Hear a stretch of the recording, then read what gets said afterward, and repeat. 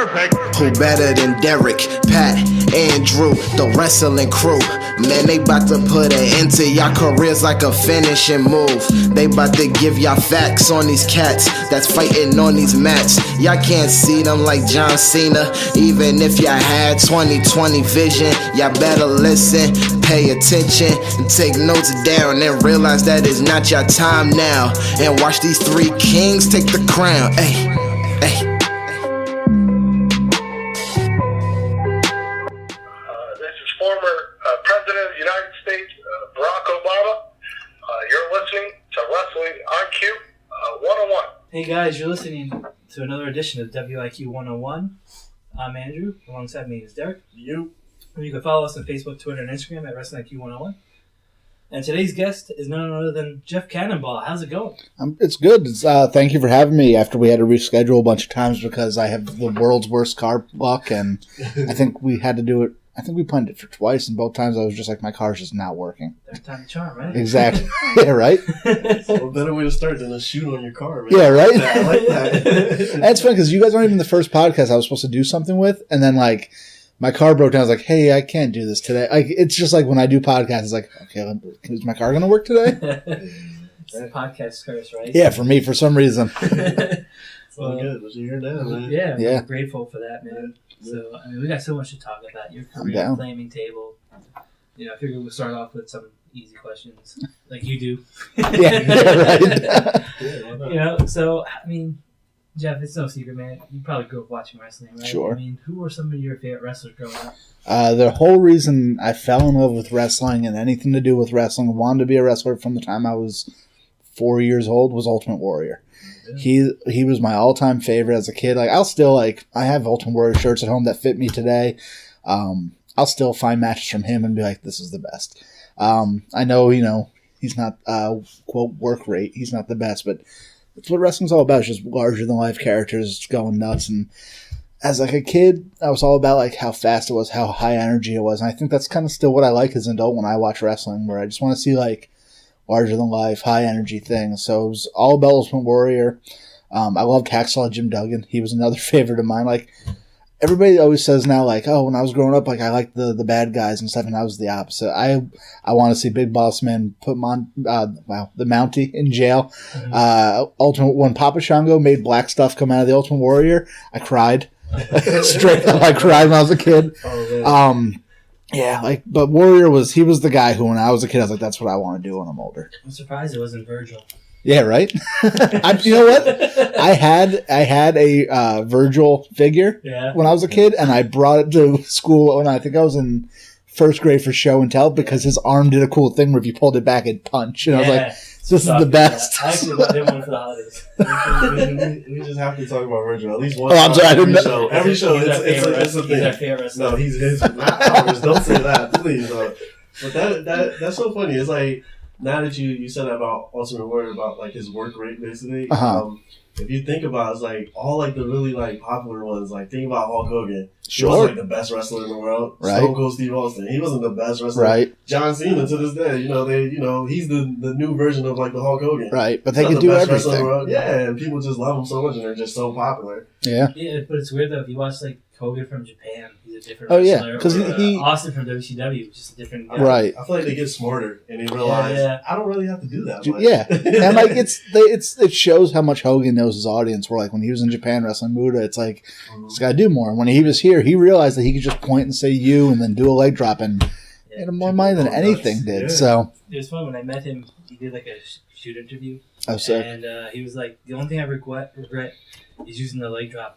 I have the most powerful arms in wrestling, and my move's a leg drop. I'm like, wow. You're right. You know? Never even thought about that. He's like, I would have saved myself so much hassle, like leg problems and back problems, if I would have just used my arms, you know? His tailbone's got to be wrecked. So, how did you get started in the business? Like, what age did you get started at wrestling? I was actually like late. I think I was in college already. I want to say I was 20, maybe 21. I started training. I'm 30 now, and it was kind of one of those things where I fell out of wrestling when I was a kid. Like, not when I was a kid, like probably like mid high school. I kind of got tired of wrestling. I stopped watching. I still watch like WrestleMania, Royal Rumble, the big ones. Yeah. And it sounds weird, but when Chris Benoit died, before we knew how, it was like, let me see what's going on over here again. So I started watching wrestling, and I was like, this is still awesome. Like, I still love watching this. And then, like, I was in college, and, like, my mind was like, you know, I graduated high school. I'm in school, like, I'm in college now. I'm like, my real life's coming together. Like, I always want to be a wrestler. Let me actually, like, give this a go. And at the time, I had no idea how. Like, I didn't get into independent wrestling until, like, later on. Like, so I knew about some, but I didn't know, like, full-on schools and things. And so, like, I put something up on MySpace, and a buddy of mine was like, hey, I'm a mutual friend between you and this guy, Corey Havoc, who wrestles. Like, you want me to put you in touch with him? And he did. And so I started going to this company called NWS, who's no longer a thing. And I trained with a lot of their guys, Corey Havoc, Nikki Oceans, Mike Quest, Corvus Fear, who's now Eric Corvus. That's kind of like how I got involved, was just kind of like a mutual friend who had nothing to do with wrestling was like, hey, I got a buddy who does this. He might be able to help you out. And he helped me out in a big way. Nice. So, you know, watching independent wrestling, were you always drawn to maybe deathmatch wrestling? Yeah. More the WWE style? Yeah, when I was a kid, in middle school, I found FMW tapes, probably because of Cactus Jack. I fell in love with like guys like Mr. Pogo and Matsunaga, and I loved the whole deathmatch thing because it was like Ultimate Warrior is like one thing where he just turned wrestling up to like 10 because he was this big, bright character just running and screaming and everything. And then I found death matches, and it's like a whole new way to turn wrestling up because it's like nothing I ever saw before was these bloody guys just going to war. So I always loved that. And then when I found out Combat Zone was an hour away from where I was living, maybe a little bit more, not much, and they do that, I was like, oh, that's incredible. So like Combat Zone was like my company when I was getting into like independent wrestling. I still went to Jersey All Pro, which I lived 20 minutes from, but I was never as like diehard into it, but I still had like a blast going to those shows. It was the other way for me. I was JP all the way. Yeah. CCW was my second day. Yeah. But, man, not a bad two companies to have. No, awesome. And I went to like ROH shows occasionally and stuff like that, but Dude. And what do you think about like kind of like the perception that people have of like deathmatch wrestling? And second part kind of question to it: do you think is there a right way to do deathmatch wrestling? Yeah. I was just gonna actually, before you threw the second part, I was gonna say like the perception is based off of a lot of bad deathmatch wrestling, and there's a lot of bad deathmatch wrestling out there. Yeah. But if you watch guys, I'll go with contemporaries because. I'll put over some of my buddies. If you watch guys like Danny Havoc and Matt Tremont, Masada, there is a right way to do death matches, and I think that those guys are the epitome of it. Especially Danny Havoc, in my opinion, he's the greatest deathmatch wrestler of all time. And they tell stories in their matches, just like all the Hogan matches and things like that, and just like all the Stone Cold matches and Shawn Michaels. There's stories there. It's just that there's builds up, and eventually somebody goes through a plate of glass or something like that. And I'd rather watch death matches like that where there's a story, but then there's some wild gimmick involved and they build to it, or what's it called? Like, it's not just two big dudes, and I say this as a big dude, just hitting each other. All right, I hit you, now you hit me. And that's a lot of people do death matches that way. And there's a crowd for that too. So, like, who am I to say it's wrong? Yeah. But it's just, I think if people saw what Danny Havoc, Tremont, Masala, just go back to the same three, were doing, they'd be like, okay, like it might not be for them, but they might get it a little bit more. Yeah. But then again, at the same time, like, I think there's bad ways to do all kinds of wrestling. Like, we've all probably seen like terrible high flying wrestling, and it's like, this is just a joke now. Yeah. It's just that death matches, some people stumble upon it, and it's a little harder to take in at first. So it's not as like, well, I've seen Rey Mysterio and Psychosis do all this crazy lucha stuff, and then you see like a bad one, and you're like, oh, that's just them. With death matches, you might find, I don't want to embarrass anybody, so you might find somebody who's terrible first and be like, oh, well, that's just what all that shit is. As I say, I wasn't going to curse before we started. So I think it's new to people, and it's easy to find the stuff that like might not be for you, or it might just not be for you, period, because it's weird. It's a different thing to watch two guys just mutilate each other. Yeah. So kind of, I would guess I'd say kind of like, so guys like you, Matt Tremont, even like Joe Gacy. Sure. Like, do you ever think like people look at you guys and kind of like deathmatch wrestling kind of takes away from you guys actually being really good wrestlers? Probably to an extent. Like, I've had conversations with a few people, the Heavenly Bodies from WrestlePro. Yeah. One of them in particular, Honestly, I forget which one it was, so I'm sorry, whichever one. But they were like, yeah, like I was just kind of like wrote you guys off, and then like, you know, guys like you, I remember he said me and Matt Tremont were the ones who were like, oh, okay, they can wrestle too. And like if you come see me like wrestle, more often than not, it's not going to be over the top deathmatch. It's just that's the stuff that gets more notoriety, and that's the stuff that's easy to pull up on YouTube of me, and it gets written about more. Yeah. But at the same time, like if you go see me at like a company like UWA Elite, like I'm not doing any of that stuff. That's a family. That's a G-rated promotion, and I've been getting over there for going on 4 years now. I want to say, even some of my CZW stuff, it wasn't all just blood and guts. Like there's still wrestling there. Yeah. It's just that's the stuff that's easy to find. Yeah, definitely. You know, it's funny because you touched on that, and I when I got to Synergy, I was talking to Big Dan. Mm-hmm. Big Dan out here, Big Scare, and he was like, every wrestler needs to have something in their arsenal. You know, like it can't just be deathmatch wrestling. Sure, and it's kind of cool that you brought that up.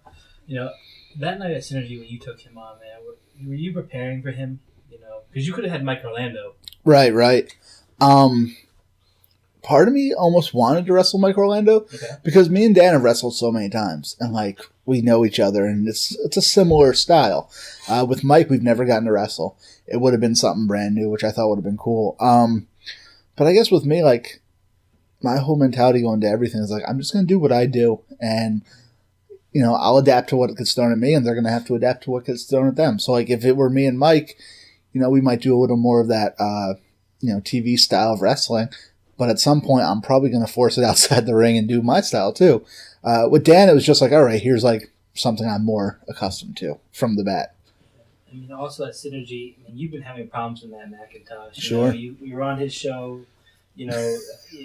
Great show. And then on top of that, I mean, he got you kicked off. I mean, he took some money out of your pocket. Sure. He got you banned from from that company. I mean, is it personal now? It wasn't before.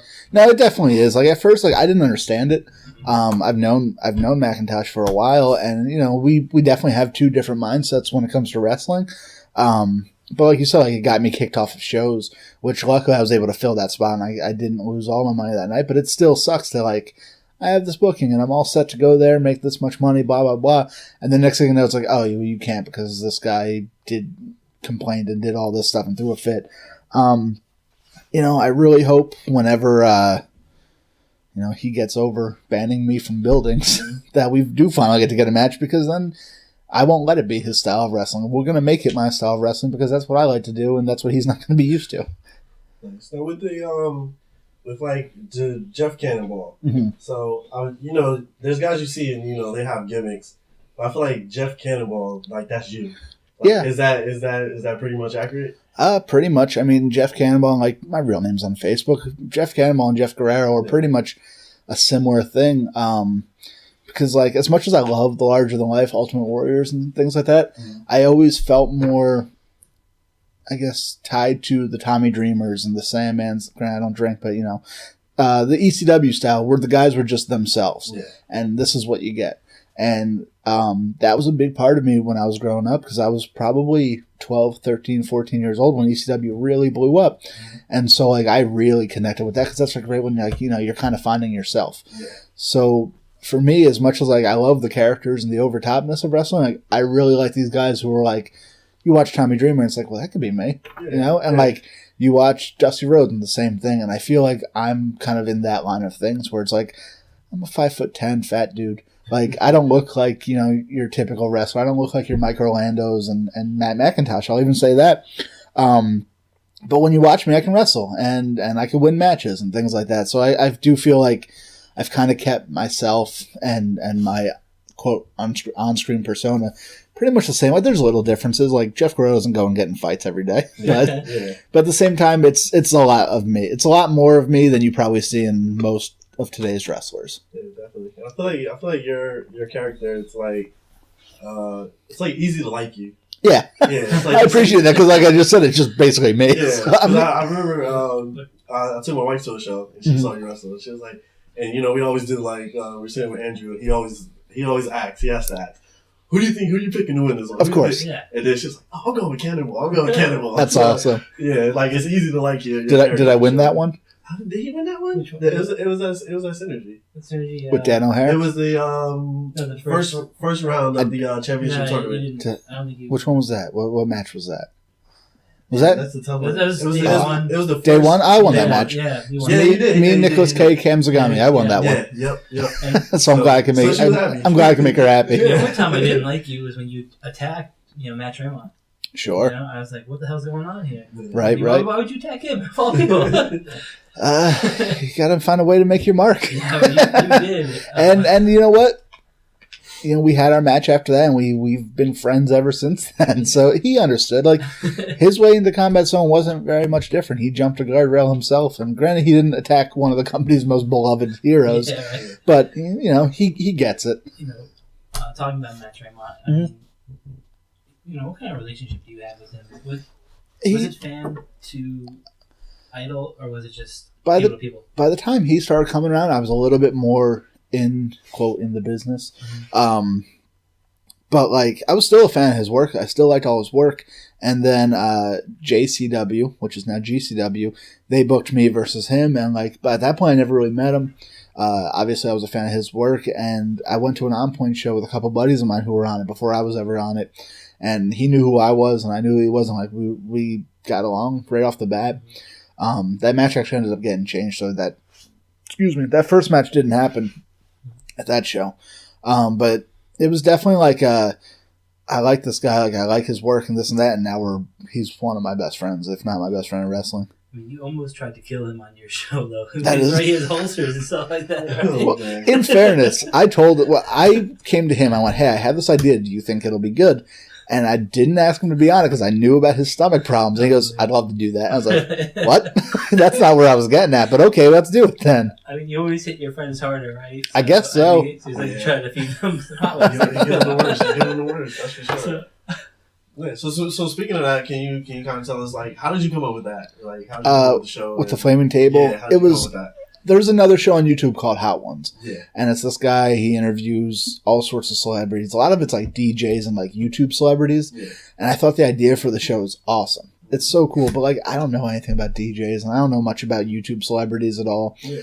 And I was like, well, you know what? Like, WWE went and did Swerved and just ripped off Punk'd, and they did like Camp WWE and just ripped off South Park. Yeah. I'm just going to rip this show off. Yeah, so I was like, let me interview independent wrestlers because I don't think, I forgot the guy's name now, Sean something. I don't think Hot Ones is ever going to have on Matt Tremont and Jay George and CPA. Yeah. So I was like, let me do this like the way I'd like to watch it personally and see if other people want to watch it the same way.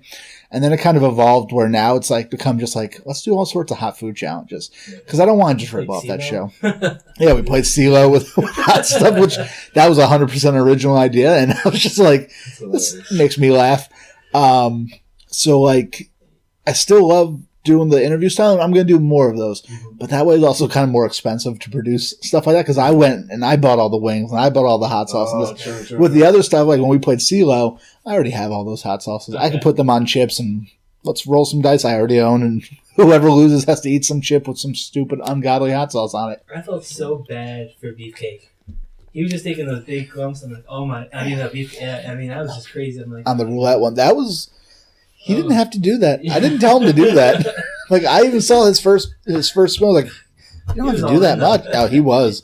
And then he stayed at my house for a while after that because I think he was afraid to get in the car and not be close to a bathroom for a minute. And then, Jimmy Lyon going in your bathroom. That's my favorite moment. And it was fun because I was there at Synergy when you did, like, Mike Orlando. And yeah. I was like... I think I even asked you if you want to do it and you were not having it. I was like, nah, I'm good. Because I cringe. I mean, I love the buffalo wings at Applebee's, but after like two, I'm like, okay, I'm already like patting my head. I'm Jewish. I guess, yeah, I'm black. I gotta put hot sauce on everything. I've just been putting hot sauce on everything since I was a little kid. It's like, hey, man. The spiciest I go is like spicy mustard at the deli. Like that's how ham we go. Since Jeff came on our show, I'm volunteering you to go on this show. We have to do it. We have to do it. I will both do it. I'll find it. We'll make it a competition. We'll do both. Okay, well, he already lost. The other thing is, I don't think I could be around Felix. I'm allergic to cats. Oh, okay. I would come over and do it. I mean, I'll take Smell. You got a lot of excuses. You're not the first person to go, I'm allergic to cats. I can't do it. Yeah? Darius Carter will not do it. Yeah. And I pushed him. He told me, and he's like, I'm terrible with hot stuff. I'm allergic to cats. I'm not coming on. And I was like, it sounds like a good episode to me. I think that's more reason to come on. You were like, everyone says no before, and then when the camera's on, they're like, oh, let's go time. Yeah, because, I mean, wrestlers especially, but I think it's there with everybody. Everybody wants to get a little bit of that little, TV time and screen time. Yeah. Even if it is just like a little, like, crappy YouTube podcast, basically, I do. And then, the whole mob mentality is there where it's like, well, I just saw Mike Orlando, Steve Scott, Ali Rex, all these people do it. Like, yeah, I'll do it too. The funniest thing was, I didn't think you were going to put the Colin West part in there. He was like eating paper or something. Oh, yeah. I was like, oh my god, poor Colin. I mean, I'm sure some people were loving it. Oh, of course. I felt bad for it personally. That's funny. See, so you guys, it's like, if you're gonna be unbiased, I'll give you 2 shows to pick from. You can either watch Flamin' Table or checking emails with TJ. Which one? I will say, you watching? I think I was one of the first fans of checking emails with TJ. Because I remember when he was doing it, I was sharing them. I was like, this is the best. Keep doing this. Like, I was commenting on all of them how much I loved it. I wish he did more. If he was doing more, I'd pick that. Yeah. But since he's not doing more, I got to go with myself because I'm giving him newer content. Oh, that's funny. One thing I thought about it, you even said it, that you could have just went and picked your buddies. But you Sure. wanted to pick an array of different people that you didn't know too well. Yeah. How has that transition been? And what have you learned, as a person, maybe getting to interview other people? Well, the first guy who I didn't really know who I had on was CPA. Before that, we were never more than a, hey, how are you? That's about it. And I love that dude now. Like, every time I see him, I'm like, this is awesome. I love seeing CPA. And it's cool, like, because I don't think CPA would ever think of me as somebody he would, like, bro down with at a show either. Like, we were just 2 different, like, people who do our own kinds of wrestling. But now, like, it kind of just shows you, and, like, I've had this talk actually, unrelated to Flaming Table, but just in wrestling in general, with me and Jonathan Gresham. We traveled for a little bit together for, like, 4 or 5 days, and we had this talk because we ended up, like, hitting it off. And it was like, you never know, like, who wrestling's going to bring together. Like, I might think I have nothing in common with, I'm just going to say Jonathan Gresham, because that was him. Like, I was like, we were doing this, I was like, this is going to be weird. I don't know this dude. It was me and Tony Deppen and him, and David Starr, and I was like, I don't know Gresham at all. This might be weird. And then we hit it off, like, more than, like, Deppen's my best friend, but more than I thought, ever with anybody. I was like, me and Gresham, like, really got along well, and it's like, shows you how much, like, wrestling brings people together who you might not know, and that's kind of what Flaming Table has done, where it's like, I kind of knew Fala before that. Like, me and him would hang out a little bit at shows, but after that, I was like, this is one of my buddies now. Like, I love this dude. Same with CPA, and, like, when I have people on doing the, like, what I did at Synergy, where I just keep filming more people with spoons of hot sauce. I did it at Blitzkrieg, too.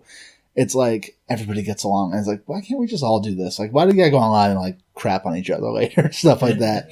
So it shows you that, like, we're all bonded over, like, wrestling, or love of wrestling, as corny as that sounds.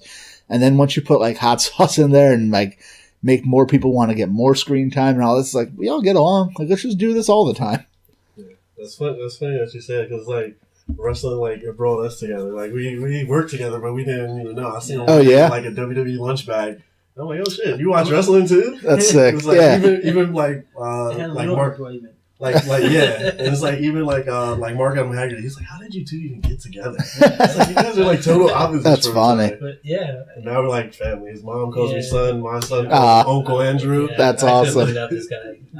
Cut it out. No, I mean, it's true, because we text every day. We literally talk every day. We strategize. We put things together. I mean, without him,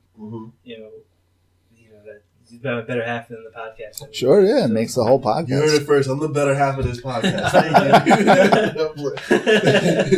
But it's true, man. You grow, and I mean, yeah, it's crazy how you just develop relationships with people. It's just that one thing you have in common, and you just it branches out from there. It's really cool. Like, another one of my good friends is Steve Scott, and it's like, if you look at me and Steve Scott, there's nothing else in common there.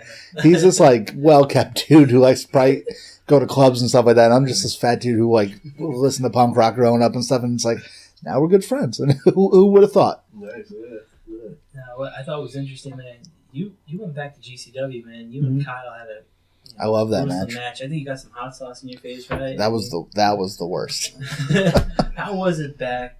Being back under GCW. That was cool. It was really cool. Like, we had like a little business falling out a while back, and I went on. I was still killing on my own. They were still killing on their own. So, and me and DeMonto were like still like cool enough.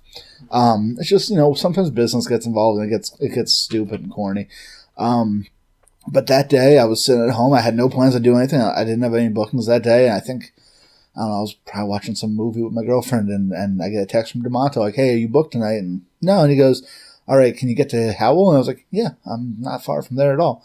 So I got there and wrestled Kyle in the first match, and I'm a huge fan of Kyle, KDB, Kyle the Beast, whatever people want to call him now.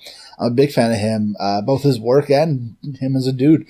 So that was a really cool way to kind of come back in, was getting to work with him.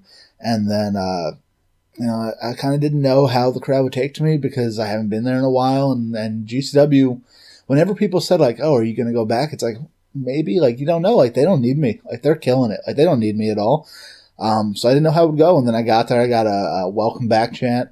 And at the end, I got a please come back chant, which I was like, I don't think I've ever heard those two chants on the same night, like for me or anybody. So it was really cool. That was an awesome experience. Like, no plans of doing anything that day. And next thing I know, I'm having this. I love that match.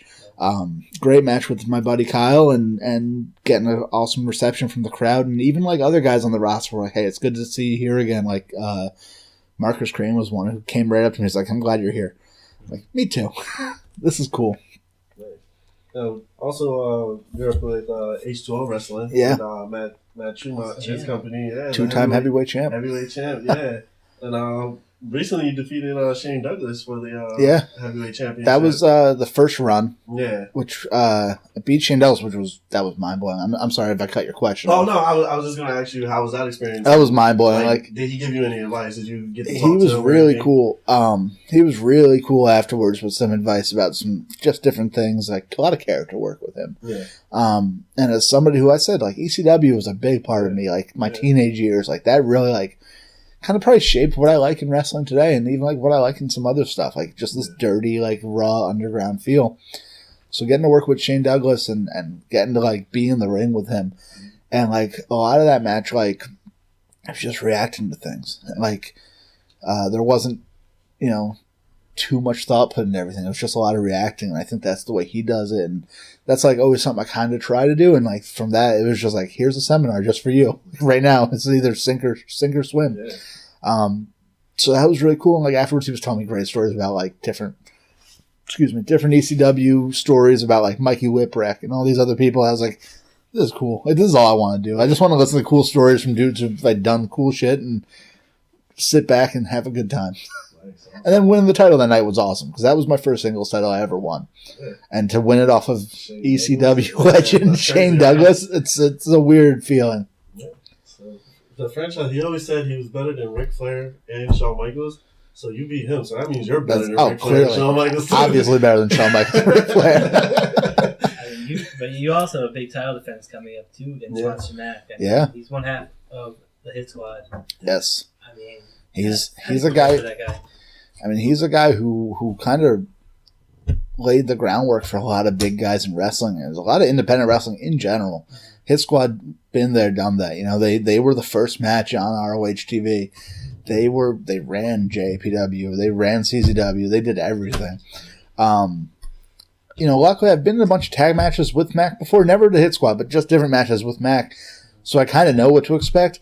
But the thing about Mac is like, when you get hit that hard, you forget what to expect. So, like, it's a whole different thing. But, at the last H2O show, where I won the title for the second time off of Stockade, and then he jumped me afterwards, and, like you said, if it made it more personal with Macintosh, that's kind of what it was with Mac, where it was just like, hey, man, like, we were cool. Like, well, you don't got to do this. Like, I would have given you a title shot. Like, I respect the hell out of that guy. But he made it a little more personal. He beat me with a bunch of chairs. I had I forget what it's called when you get that big bubble on your elbow from getting hit in the elbow too hard. I had that for a week or two after that. Yeah.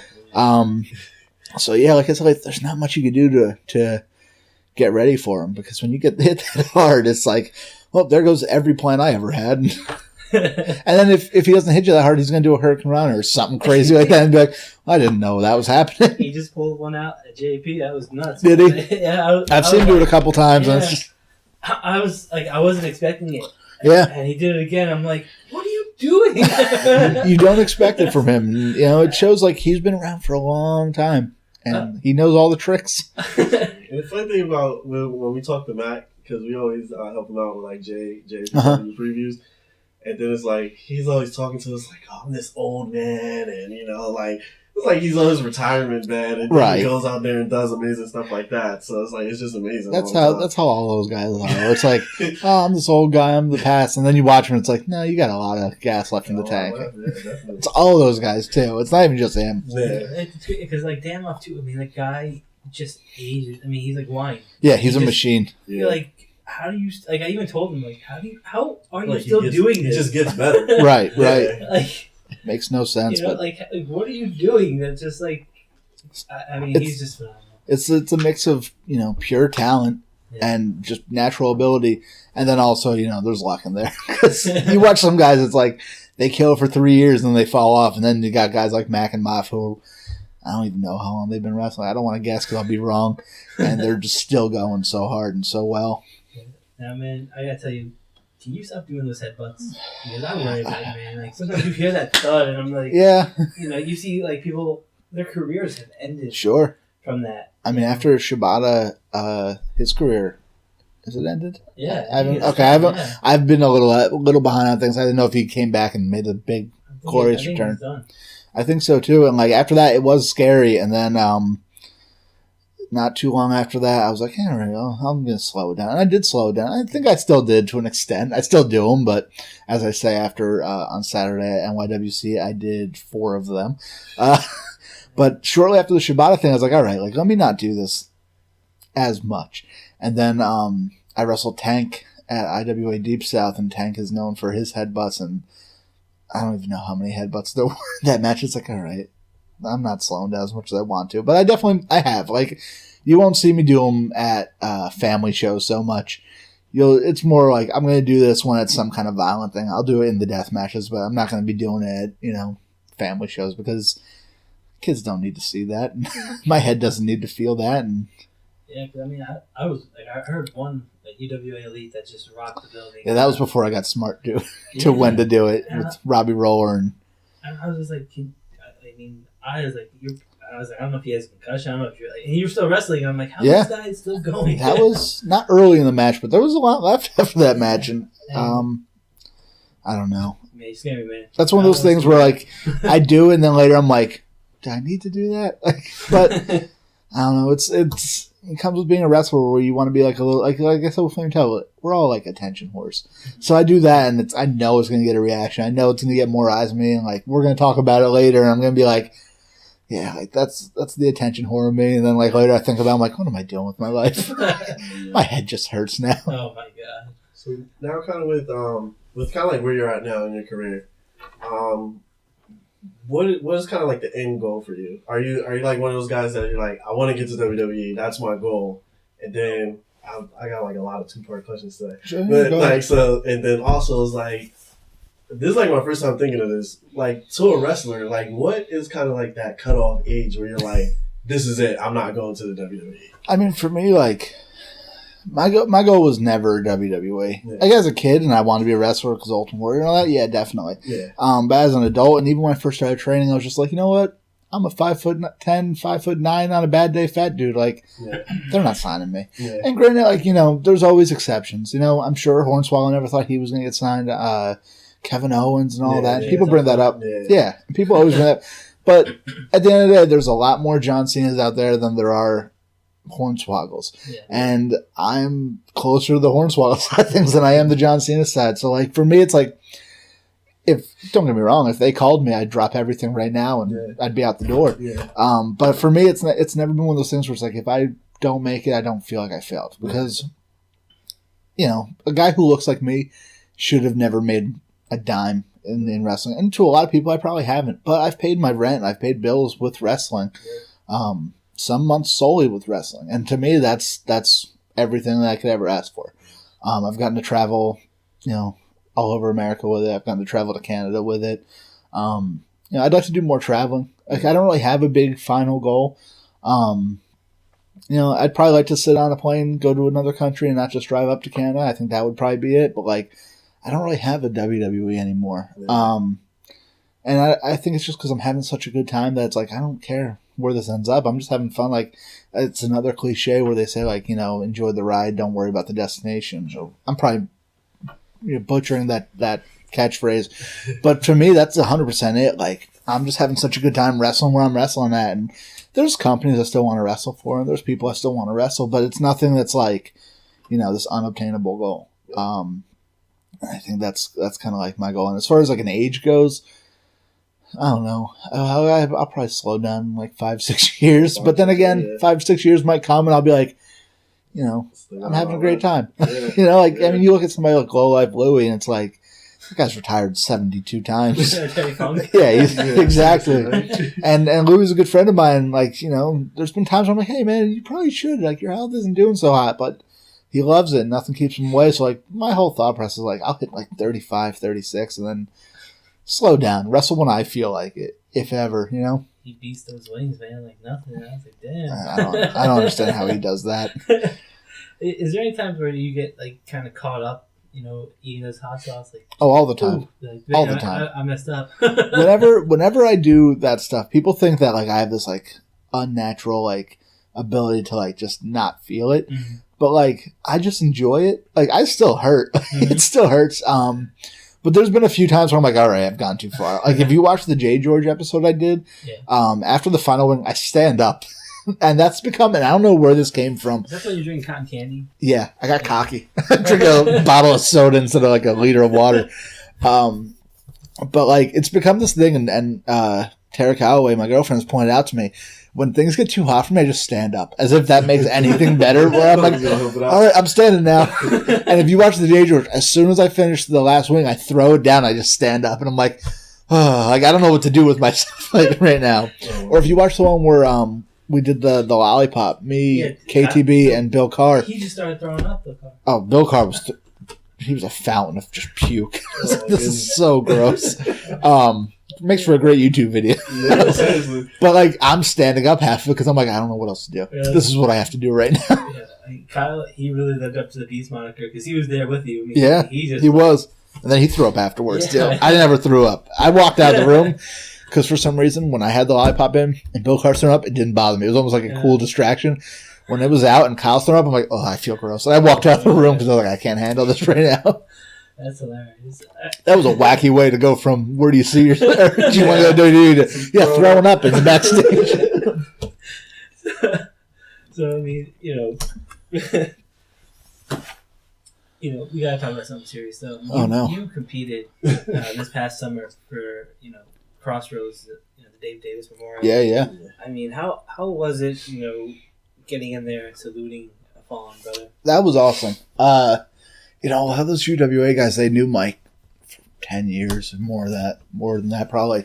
I only knew him for 3 years because I didn't start with UWA till like later on.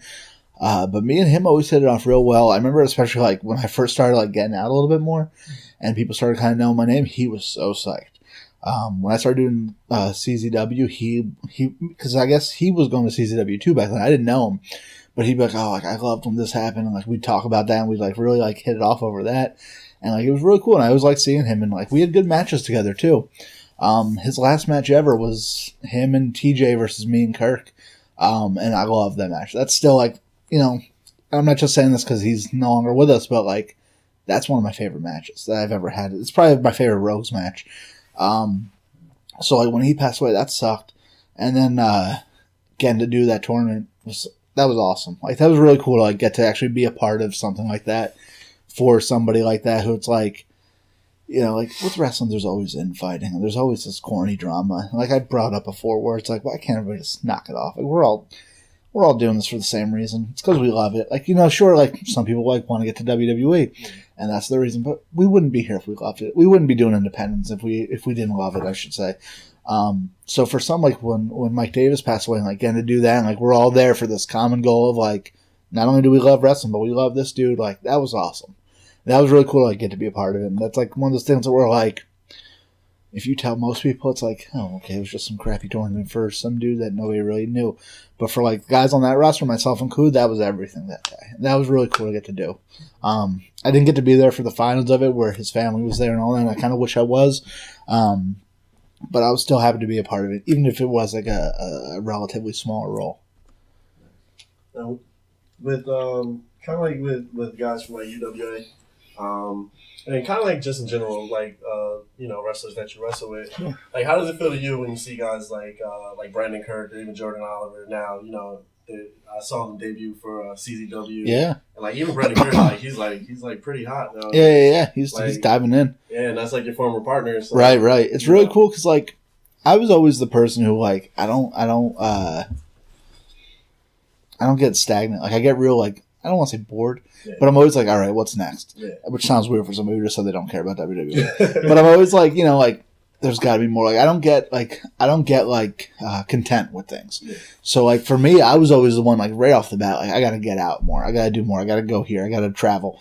And for a lot of those UWA guys, they're not like that. And it's nothing against them. That's nothing wrong with them. Like they just want to do UWA and they're happy with it. That's awesome. Yeah. I'm not one of those guys who's like, oh, if you don't want to do more with your wrestling, you shouldn't even be wrestling. Like, who gives a fuck? Like, like if all somebody on that roster wants to do is wrestle once a month there with their friends and for those fans, they're doing it. They hit their goal. That's awesome. For me, it was always like, I want to go do this. I want to do this. And like, I was always kind of like, as much as it's like, oh, that's cool that they're doing that. And it's always like, come on, guys, let's go do more. Yeah. Like you'll like this too, I promise. And so to see guys like Kirk and Jordan Oliver and even like KTB's doing more now than he ever did. Yeah. It's cool because it's like I've known how good these guys were for so long because I got to see him at UWA, especially KTB. He should be everywhere. Yeah. And like he's always been a little bit more outgoing than a lot of those guys, but never as much. Never as much as I thought he should be. So like to see him finally like getting to evolve and doing all this like really cool stuff. It's like finally, man, like cool. Like you, Kirk, Jordan Oliver, like you should have been doing this, and that's just like the way I look at it. Where it's like I wish those guys were stepping because there's other guys on that roster who are awesome. Yeah. Like, if John Bo's got out, this is a big dude who can move and do a lot of stuff. Like, he'd be over in a second. Like, he could be used by anybody, right? And it would be cool. But like, he's a guy who I've talked to, and he's happy doing what he's doing, and that's cool too. For me, it's like, I want them to show people what they're missing. But if that's not what they want to do, that's awesome too. Yes, I mean, you talked about getting bored and stuff like that. Saying that, besides maybe going overseas, what companies that are independent that you want to work for that maybe you haven't had a chance? The big one's Chikara. Like they were like one of those ones they were another company I was a fan of when I was younger. They don't play to what people know me for, but like I still think I could add something there. So for me, that's like a big one. And like I just got to see my buddy Tony Deppen, who, like I said, him and Matt Tremont are my two best friends in wrestling. He debuted there, and it was like I went. Like I didn't have a booking that day.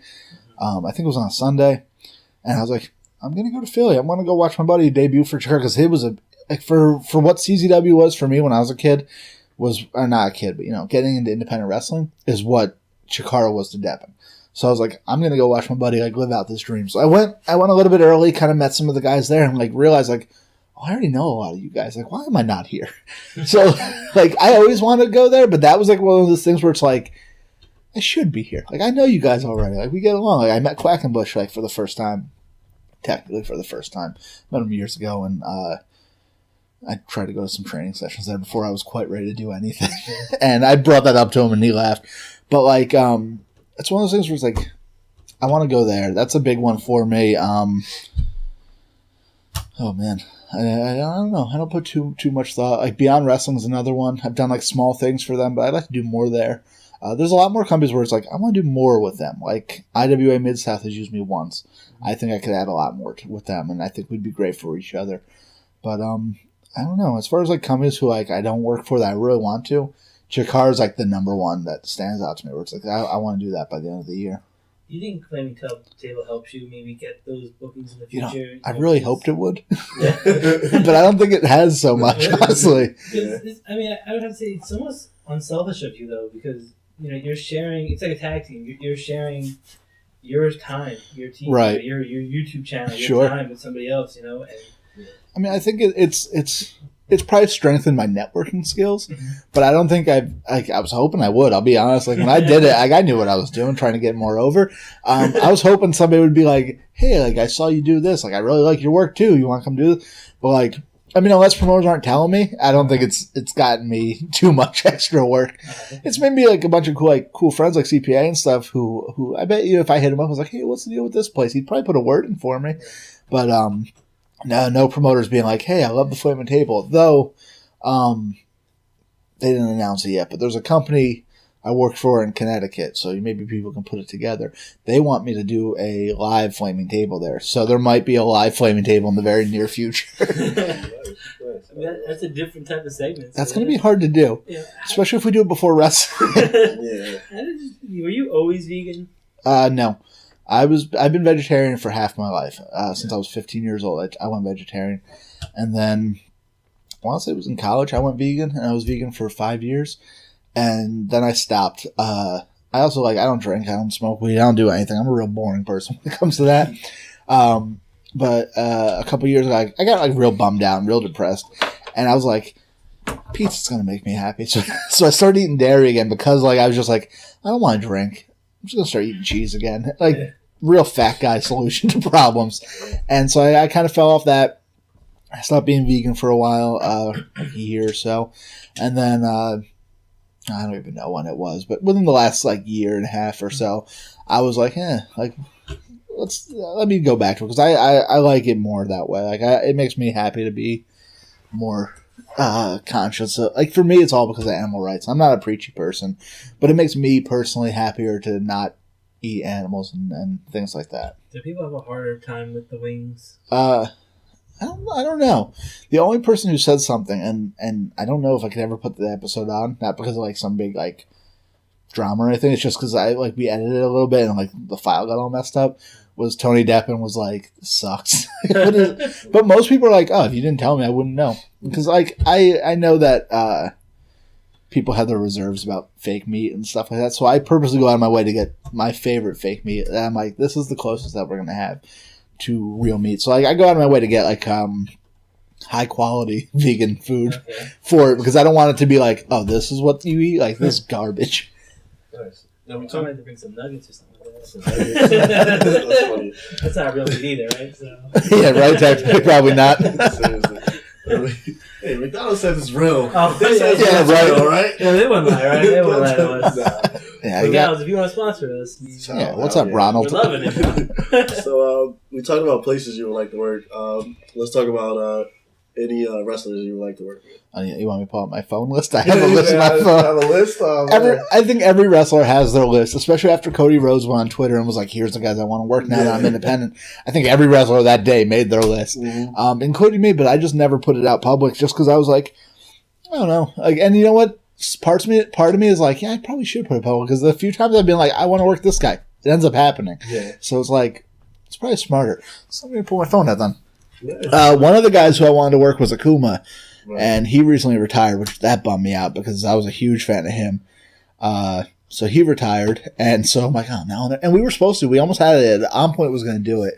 And then it just kind of just never happened, and now it never will. So I also am a nerd. Just keep calling him out, Matt right? was like, Japan for Onita. Yeah. Joe Gacy, CCW fears me, so just be like, yo, you fear me, bro. Just, so everybody listening, go tweet Akuma. Yeah, right. I think it's Akuma _, if I'm not mistaken, on Twitter. And just tell him, he's got to come out of retirement and wrestle Jeff Cannonball once. One more match. Yeah, right? One more match. Eddie Kingston, he's a big one. When I was getting into wrestle, independent wrestling, I had two favorites who were those are the guys who make me want to wrestle again, as far as independents go. One of them I don't want to talk about because I do not like him. It was a don't meet your heroes type of deal. Oh, the other one was Eddie Kingston, who I've met him a handful of times. He's always been cool. Yeah. And I really enjoy his work. He's number one. That's who I want to wrestle. Hornswaggle is a big one. Oh, man. People don't understand. But Hornswaggle is, from what I understand, a big fan of deathmatch wrestling. Yeah. And so I want to do a match with him. We don't have to go full on deathmatch. Just, maybe a couple thumbtack pads and do something weird. And I think it'd be. Imagine that? Oh, man. He went toe to toe with Fowler. So. Yeah. I've watched that match. But from what I understand, he's aware. So hopefully it happens eventually. That's one that I have made some promoters aware of. Hey, I want this. And so we'll see. Maybe it will happen. It kind of reminds me of big, King Kong Bundy.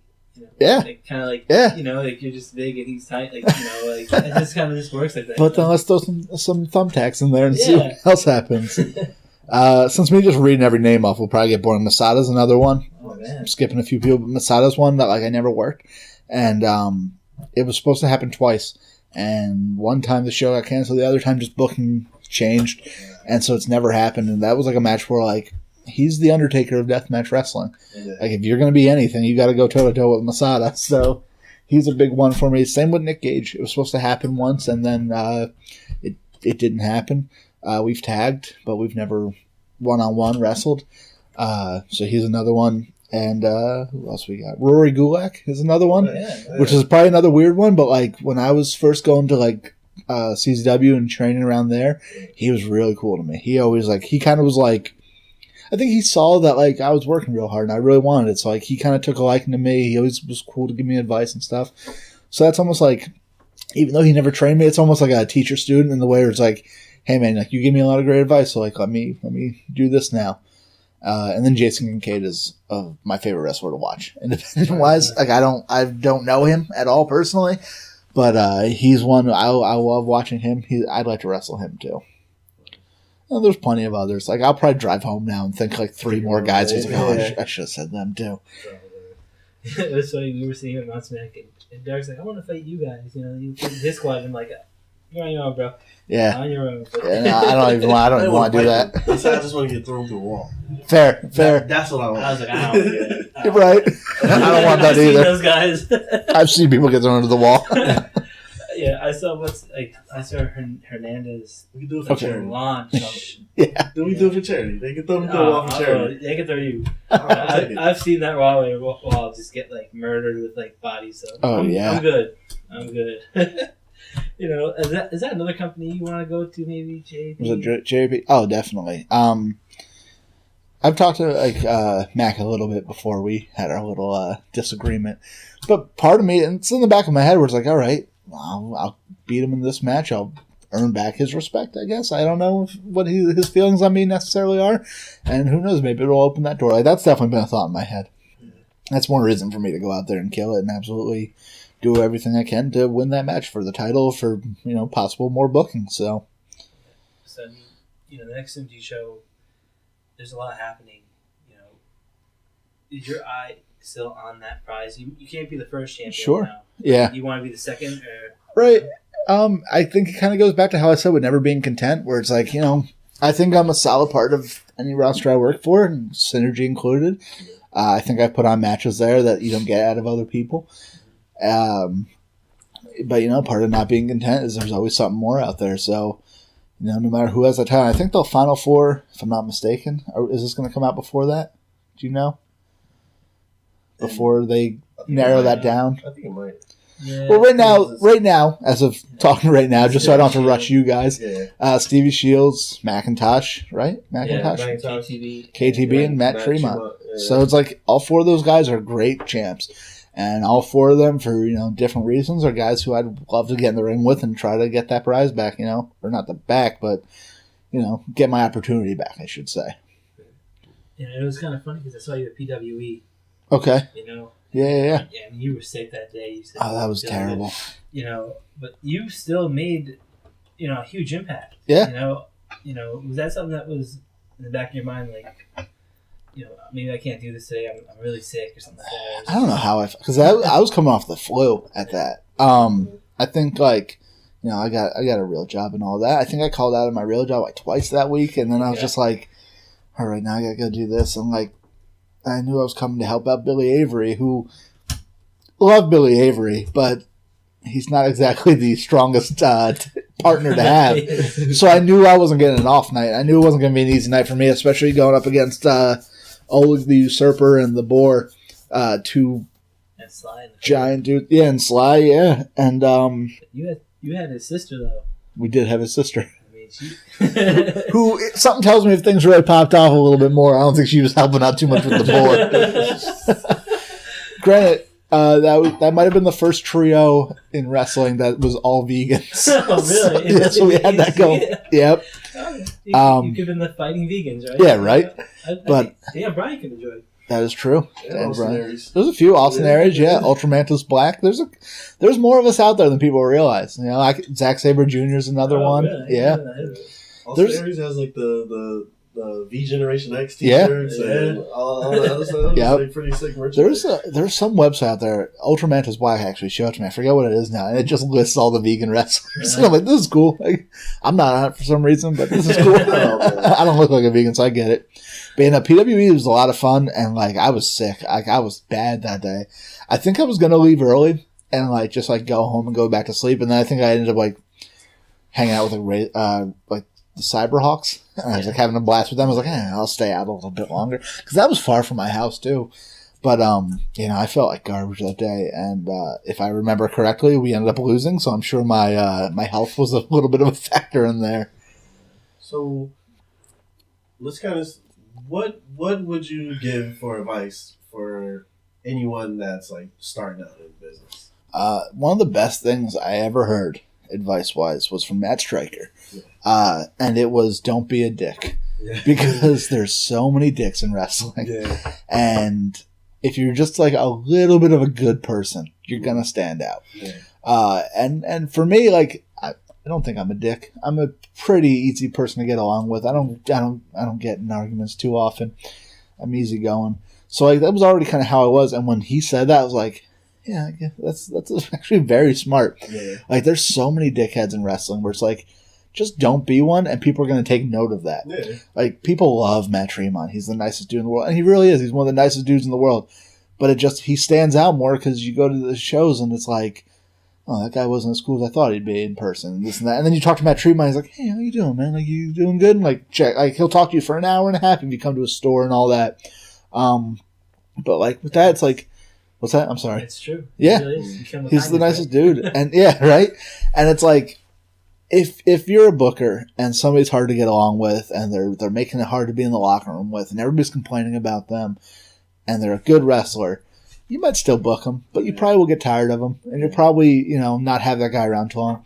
But if somebody like is really cool and like you can get along with them, or even if they just kind of mind their own business and come do their job and they're part of the team, even if they're not, the greatest wrestler, you still gotta be somewhat okay at wrestling, But it's gonna go farther than people realize, and I think it's weird because, like I said, with wrestling, we all have that like attention-seeking factor in us, and a lot of times that leads to you kind of wanting to step on other people.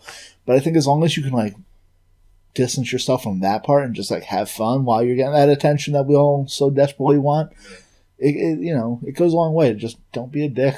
Like, I remember when Stryker said that, I was like, it's the smartest thing I've ever heard in wrestling. And it's the easiest thing. It shouldn't even have to be said, but the fact that he said it was just like, yeah, you're right. And it's worked for me, Like I said, like, a guy like me shouldn't be making that much money off wrestling. To some people it's not that much, but for me it's more than I think I ever thought I'd make. So, like, something's working, You talked about maybe 5 or 6 years from now, if it ever ends. Do you ever think about maybe doing manager or commentary or just maybe booking your own? I don't know. I want to say that'd be cool, but at the same time, I feel like that's the kind of thing that makes you wrestle more. Mm-hmm. And when you're trying to step away, I would really like to book. I think I could book a decent show or two. I don't know about managing. I feel like I'd have a hard time not being in the ring, but being so close to it. Commentary I wouldn't want to do because I hate my voice. I will probably never listen to this. I'll probably promote it for you guys and push it on people, but I'll never listen to it because I'm one of those people who, like, I hear myself talk later. I'm like, what? That's what I sound like? Why do people talk to me? But I'll push it. Don't get me wrong.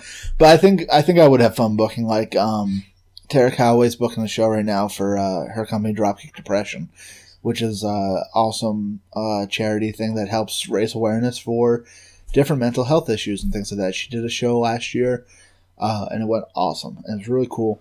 And she's doing another one in September. I wish I was better with dates because I would tell the exact date right now. But I've been like, hey, maybe you should book this person, or maybe you should do this.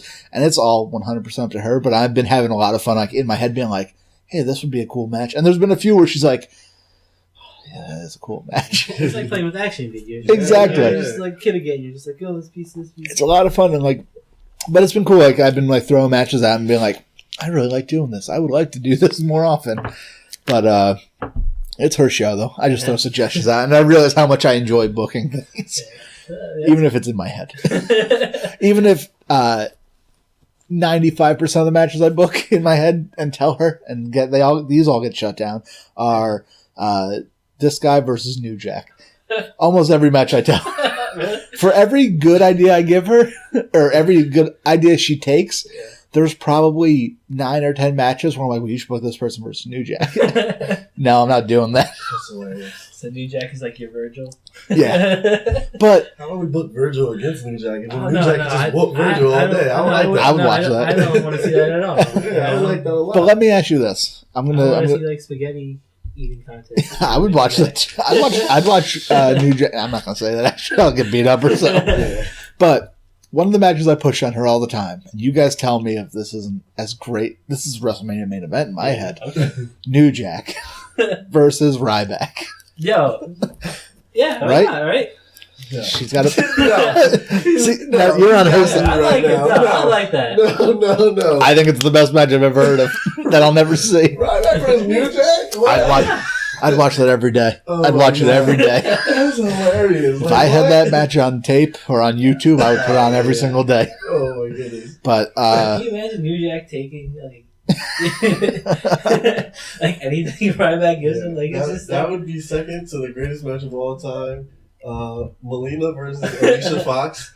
the greatest match. Yeah, that was like the greatest 3 minutes in wrestling. Right. Like, that even made me re-love wrestling. You know, I'm probably the most jaded person when it comes to wrestling. You had me on the hook there. I was like, New Jack, okay, all right. Ryback. I've got New Jack versus Billy Avery. That's a big one. Oh my god. New Jack versus Mike Quackenbush. I can go on for hours. Oh my god. I don't think there's a person out there who I don't want to watch New Jack wrestle. That's hilarious. Yeah, man. New Jack was great, man. I love it. Hey, Oh, yeah. We talked to Nunzio, and I'm like, how were you just laying on that table? Like, waiting for New Jack to, like, jump on you. And he's like, it wasn't as bad as you thought it was. And I'm like, that's so weird. Yeah, well, he can keep that experience. I don't want to be that guy on that table. But people are jumping on your back, but spikes, you know. That's true. The young dragons. Like. And I have wrestled New Jack. It's just that he didn't jump off a balcony onto me. At what point, in the locker room do you weigh out the positive and negatives of this match? Is it right before you go out? It's when you see the scaffold get built and you realize just how high it really is going to be. Yeah. But yeah, that was one of my. The tournament of death, man. How do you just prepare for that mentally? I think that's just one of those things where, it's different mentally to prepare for that, but it's almost like I want to do that for so long that I can to do that stuff with the light tubes and the barbed wire. As crazy as that sounds, I probably want to do it since young high school, or probably even since I saw FMW in middle school. So, it's getting into it was just I'm finally doing it. I was too hyped up to be oh, I'm scared of everything now. And it's horrifying. It definitely is. You don't know how glass is going to break. The first time I went through a pane of glass, I'm not going to show you because we're on the audio thing. I'll show you after we're done. It skinned the back of my head in a place. And it's weird because, for some reason, watching panes of glass, I was always that probably doesn't hurt that much. You probably just go through and it's over. Yeah. But I hit it, and it, took chunks out of the back of my head that later Matt Tremont super glued back into place on my head. Because, of course, why would I go to a hospital? I had to go sleep in a van that day. But, yeah, I don't know, you don't think about that part. It's just I'm finally doing what I want to do and things like that. But, this past weekend was NYWC's Psycho Circus event, which is their big, cage deathmatch, barbed wire, etc., etc. And Tara Calloway was in it. And that was her first match with anything like that. And she was much more nervous than I think I ever was for any death match. And I can't blame her because, like, she was never a fan of that style. Not that she hates it, but it was never what she watched growing up. So, like, for her, it was like, what am I doing? Like, now I'm in this match with all this barbed wire and glass and all this stuff. So, like, I got to watch, like, somebody else kind of go through it where they have to psych themselves up for the first one. Yeah. And, you know, maybe it just says something negative about my mental stability where I'm like, let's go, let's do this, this is awesome. And she's like, oh, I don't know, I'm nervous. Oh, that's funny. The first picture I ever took with any like famous wrestler ever was with New Jack. Really? Yeah, that's awesome. That was the first guy I ever met. I went to an indie show with him. That's sick. And I was like, I always tell the story because it's just like, it's so funny. It's just like New Jack is just being New Jack. Oh, yeah. I'm just like, hey, New Jack, what's up, man? I'm like, oh, can I get a picture with you? And he just like looks me up and down. He's just like, $5. Of course. Of course. Like, and that's probably the cheapest I ever paid for any picture with anybody. That too, yeah. So now I appreciate that. It was only $5. I was a kid when I met him. Uh-huh. You know, like maybe 13, no, a little bit older. And I was like, I want to buy this DVD. And he just signed it. And he's like, I think he's like, that's like $10. I'm like, but I didn't even ask you to sign it. He just like took it. Well, that's the old school like carny wrestler where it's like, oh, here, sign an 8x10, put it in the kid's hand. All right, $5. Yeah. I didn't want this. Yeah, I mean, he was smart. Yeah, I did it, but sure, of course. What do you can't tell New Jack say that. no to New Jack, right? You know, yeah, He's the greatest wrestler of all time. You can't say no to him. That's funny that it's New Jack. That's cool that it's Ultimate Warrior and New Jack. Yeah, right. Those are probably like two of my top 10s. Well, as far as social media, I was gonna say, where can fans follow you on social media? Pretty much for me, everything's Jeff Cannonball. Twitter, Instagram. On Facebook, if you type in Jeff Cannonball, you'll find me, but it's going to be under Jeff Guerrero, and then I think Jeff Cannonball's in parentheses. Yeah. Is there any other social media out there now? Probably not, right? I don't even know. Instagram, Jeff Cannonball. I use Instagram a lot, actually. So that's like, I have fun on Instagram. I love Instagram. Twitter, same thing. Jeff Cannonball, all one word. I'll put over the Flaming Table, too. It's on all Instagram, Twitter. It's on Facebook. And, of course, YouTube. It's all at the Flaming Table. Nice. Awesome.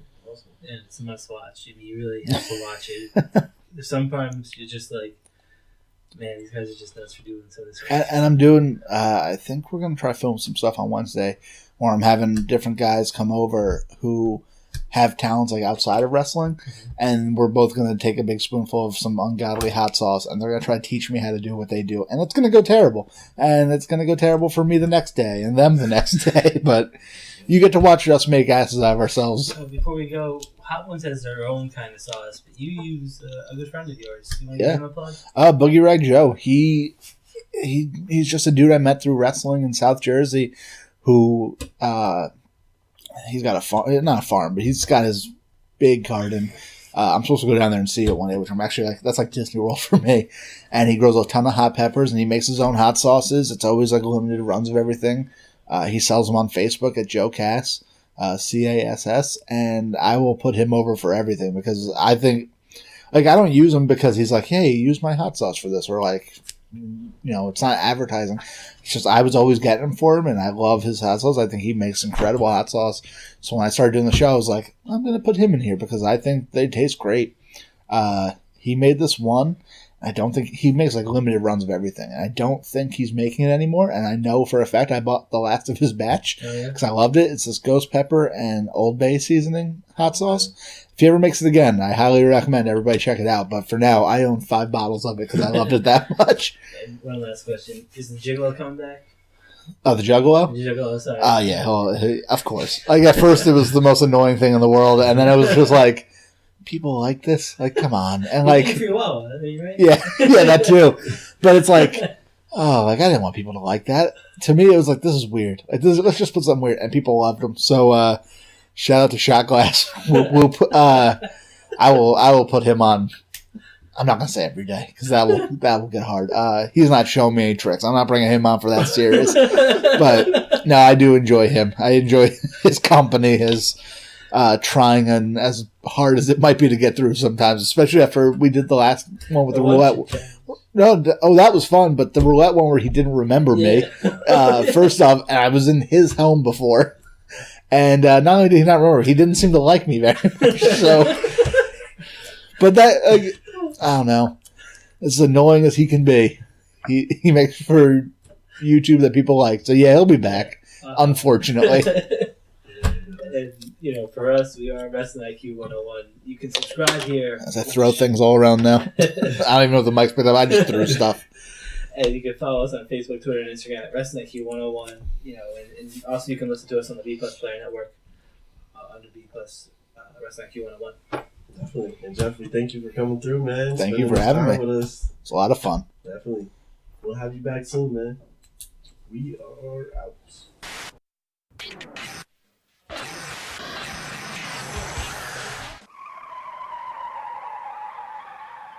You have just listened to the Wrestling IQ 101 podcast, powered by BPlusPlayerRadio.